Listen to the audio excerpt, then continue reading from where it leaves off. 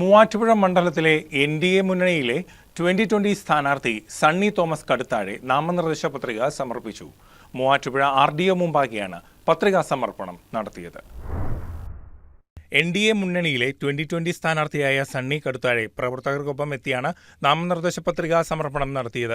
NDA നേതാക്കളായ PP Sajeev, T Chandran, advocate Charles Paul, Christy എന്നിവർക്കൊപ്പമാണ് സണ്ണി കടുത്താഴെ നാമനിർദ്ദേശ പത്രിക സമർപ്പിച്ചത്.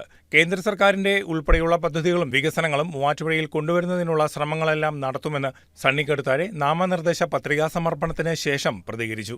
അന്തർദേശീയ തലത്തിൽ നമ്മൾ നേടിയെടുക്കുന്ന ഒരു വലിയ സ്വാധീനവും മേൽക്കൈയും അതുപോലെ സങ്കുചിതമായ രാഷ്ട്രീയ ചിന്തകൾക്ക് അതീതമായിട്ട് ഈ മൂവാറ്റുപുഴ മണ്ഡലത്തിൽ വികസനം ഉണ്ടാകണമെന്ന ജനങ്ങളുടെ ആഗ്രഹം, കക്ഷി രാഷ്ട്രീയത്തിന്റെ സങ്കുചിതമായ ചിന്തകൾക്കപ്പുറം ഇവിടെ വികസനം വേണം. നമുക്കറിയാം, ഇവിടെ ഇലക്ഷൻ സമയത്ത് മാത്രം ഉയർന്നു വരുന്ന ചില ബൈപ്പാസുകളുണ്ട്. ഇതൊന്നും നടപ്പാകുന്നില്ല.